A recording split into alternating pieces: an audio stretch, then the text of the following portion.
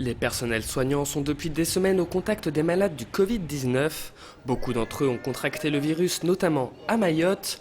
Le docteur Javaudin suit l'épidémie de très près au CHM. Selon lui, pour l'heure, il n'y a pas lieu de s'alarmer. Pour l'instant, nous ne sommes pas dans une crise totale, il faut le dire quand même.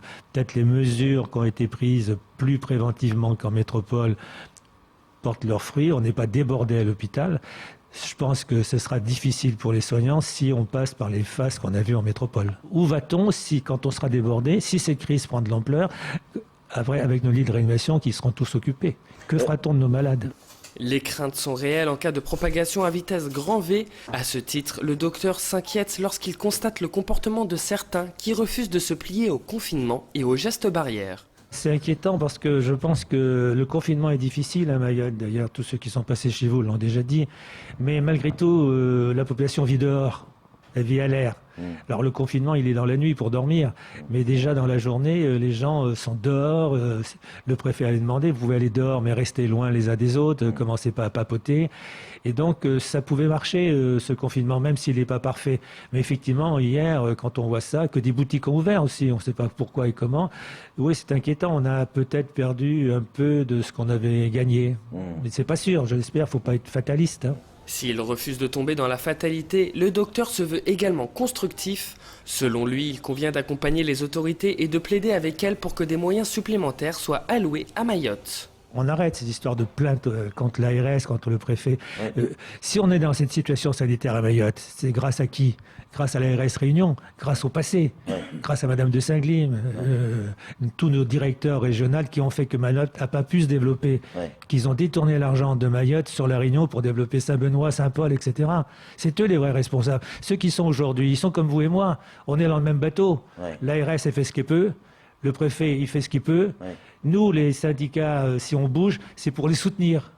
Parce que c'est vrai que Mayotte, c'est petit et que là-bas, tout le monde est à la sauce. Vous avez vu les images de la Poste? Eh bien, pour les masques, pour les solutions hydroalcooliques, pour les respirateurs, au ministère de la Santé, c'est la même queue. Mais nous, Mayotte, on est tout petit. Donc, on peut faire des choses pour nous qu'on ne peut pas faire dans l'Île-de-France. Ils sont 12 millions, c'est pas possible. Mais nous, ça vaut le coup d'essayer. Plutôt que des plaintes contre les autorités locales, le professionnel de santé demande à chacun de s'unir pour demander des moyens supplémentaires à Paris. Si vous voulez qu'on parle par exemple de la chloroquine, moi je suis un peu surprise par les déclarations de Madame Voynet, parce qu'on l'a entendu dire oui, on donne la chloroquine à Mayotte. Maintenant elle dit non mais on en donne très peu. Le médecin qui était l'invité précédent dit il y a des stocks extrêmement faibles à Mayotte. Donc, si vous voulez, il y a une vague d'informations complètement contradictoires, et ça c'est contre-productif pour l'île. Le ravitaillement de l'île ne s'arrête pas malgré le confinement, c'est ce que nous affirme Ida Nel, présidente de Mayotte Channel Gateway, MCG, entreprise délégataire du service public du port de Longoni, qui nous affirme que l'activité du port ne faiblit pas. Le port fonctionne, des forts fonctions normalement, juste des heures et un peu réduites. On travaille 7h à 13h les équipes. Pour la livraison de clients. Pour les opérations navires, il n'y a aucun changement. Les équipes travaillent de 7h30 jusqu'à 21h30. Ça veut dire pour l'opération de déchargement de navires, l'embarquement, aucun changement. Des déchargements qui s'effectuent dans les temps grâce aux mesures prises par l'entreprise pour favoriser les gestes barrières et la protection des employés comme des clients. J'ai acheté des masques quand l'histoire a bien avant que ça commence.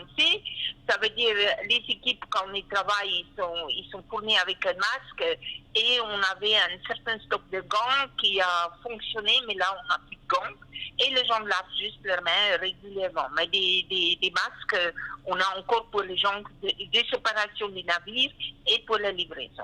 Et on a fait certaines mesures en la route, on ne reçoit pas les clients en accueil normal, on le reçoit via, il reste à l'extérieur, on le reçoit via les fenêtres.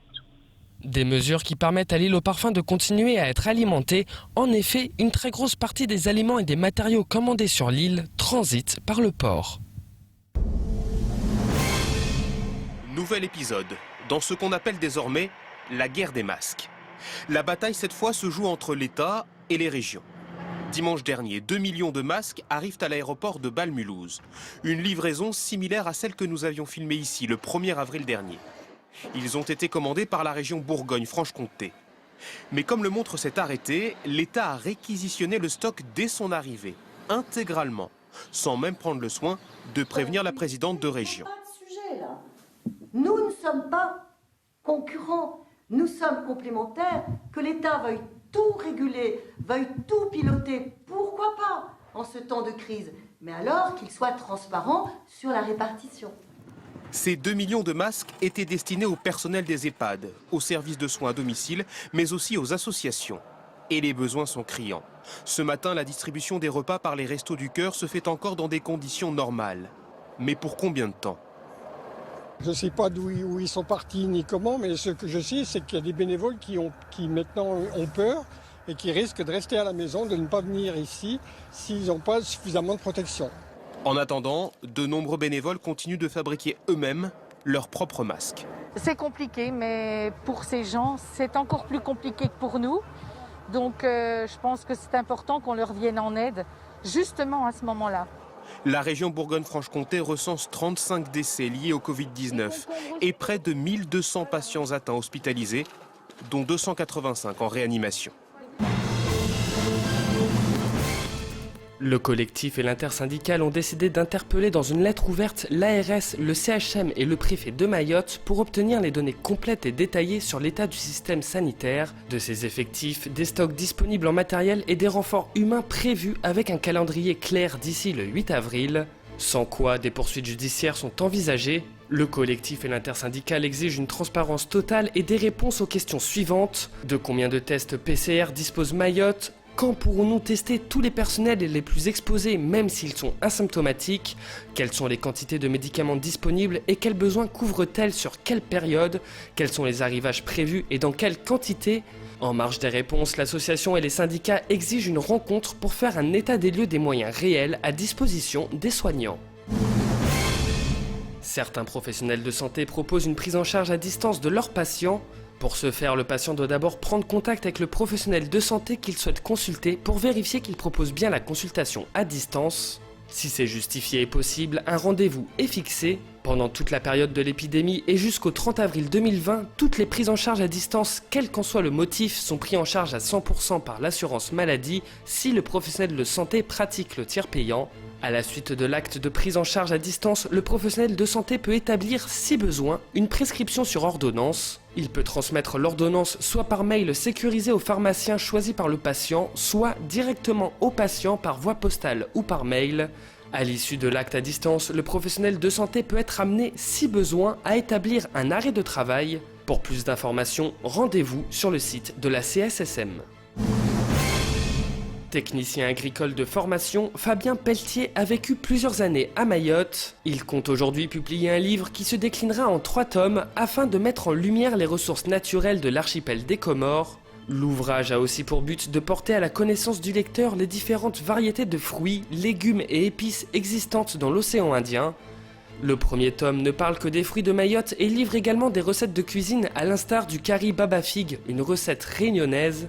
La gastronomie mahoraise n'a pas été oubliée dans l'ouvrage qui intéresse la DAC Mayotte, la délégation interministérielle Outre-mer, l'Office du tourisme de Mayotte ou encore Mayotte Nature Environnement. En ces temps de crise et de pandémie, Fabien Pelletier offre en effet un peu de répit et permet de préparer le déconfinement qui pour l'heure n'est pas encore à l'ordre du jour.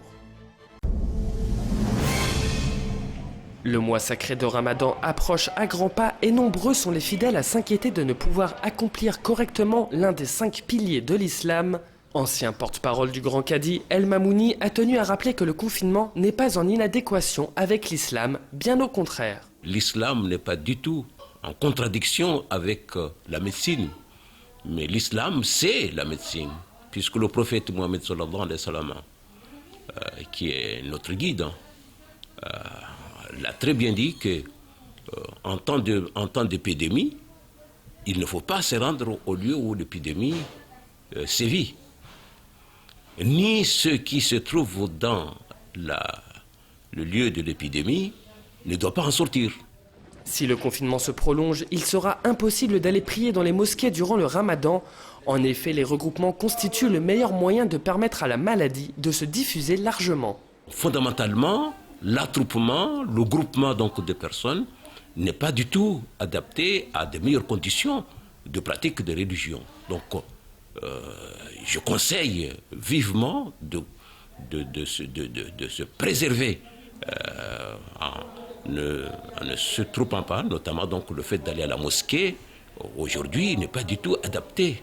Et ce n'est pas le fait d'aller à la mosquée, en fait, ce n'est qu'en temps normal, mais en temps de guerre, comme nous le sommes, parce que nous sommes en guerre contre un virus qui est invisible et qui s'attaque aux personnes de façon violente, parce qu'il tue, on ne peut pas lui donner la possibilité de pouvoir gagner cette bataille en lui donnant les meilleures conditions de développement, parce que le groupement, c'est les conditions optimales de développement donc, de ce virus. El Mamouni appelle à la responsabilité de chacun. Les fidèles doivent en effet se soumettre scrupuleusement aux règles de confinement, sans quoi ils seront en opposition avec leur religion. Les gens qui vont à la mosquée, qui disent qu'en fait nous allons au Chioni pour apprendre le Coran, se trouvent dans des conditions contre Dieu, puisqu'ils sont contre le prophète, puisque le prophète l'a dit, il ne faut pas. Il ne faut pas, et les alifas qui sont venus derrière lui aussi le mis en exécution. Donc en fait, ce serait aller à l'encontre des préceptes de la religion que de se tromper ou que de dire qu'en fait je vais à la mosquée parce que nous sommes en ramadan. Non, tout au contraire. Le ramadan, même en temps normal, a des conditions. Quand vous êtes malade, vous ne faites pas le ramadan. Rester chez soi, c'est se protéger soi-même et ainsi protéger les autres. Un comportement en parfait accord avec l'islam, notamment durant le mois sacré de Ramadan.